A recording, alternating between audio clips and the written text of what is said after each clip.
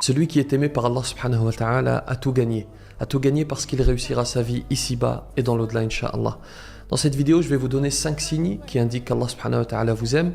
Et si vous pensez que ce n'est pas le cas, que vous n'avez pas aperçu ces signes, alors je vais vous donner des moyens d'obtenir l'amour du Créateur subhanahu wa ta'ala.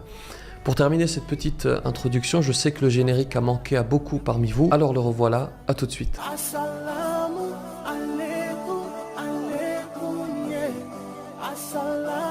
Bismillahirrahmanirrahim, assalamu alaikum wa rahmatullahi wa barakatuh. Le premier signe de l'amour d'Allah subhanahu wa ta'ala, c'est ce que rapporte le prophète sallallahu alayhi wa sallam dans un hadith lorsqu'il dit ceci, écoutez bien, c'est précis.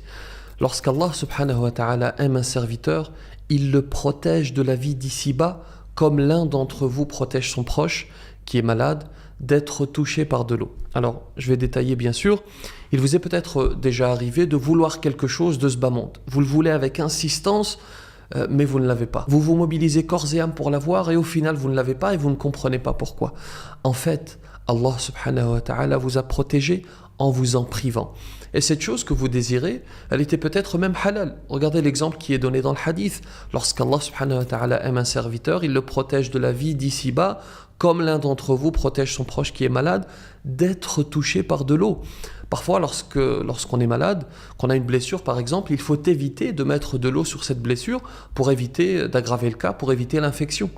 L'eau est pourtant halal, mais dans ce cas précis, elle est mauvaise pour l'être humain. De la même manière, Allah subhanahu wa ta'ala nous protège parfois contre ce que nous voulons, même si c'est halal, parce qu'il sait que cette chose est mauvaise pour nous. Vous avez donc un projet, par exemple, vous le voulez avec insistance, mais ça n'aboutit pas, le temps passe, et vous comprenez qu'en fait c'était un mal pour vous. Allah subhanahu wa ta'ala vous a protégé parce qu'il vous aime.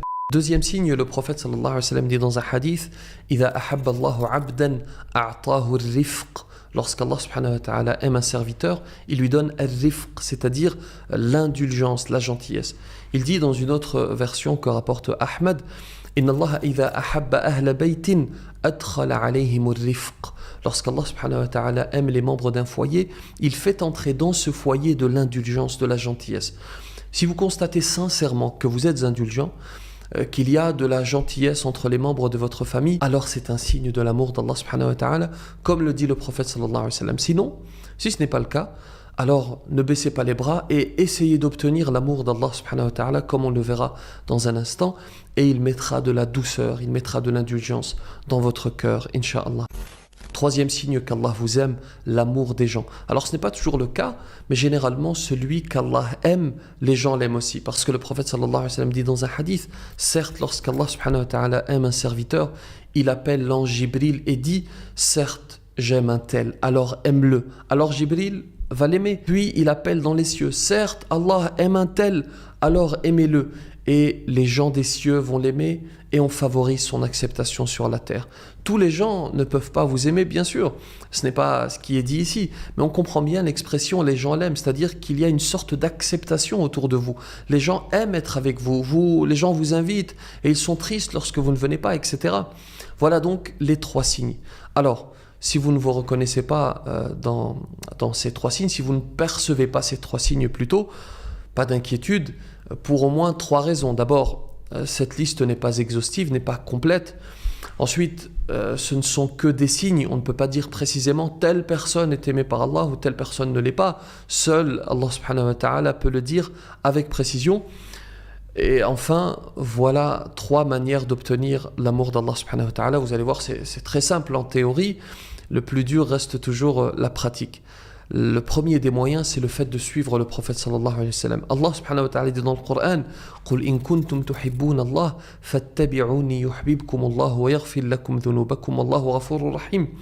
Suivre le prophète sallallahu alayhi wa sallam, c'est suivre ses enseignements, dont par exemple le fait de ne pas faire ce qui provoque la colère d'Allah subhanahu wa ta'ala, le fait de prendre de son temps pour adorer le Créateur subhanahu wa ta'ala. Le deuxième des moyens pour obtenir cet amour, c'est de faire ce qui est surérogatoire, comme les prières en plus par exemple.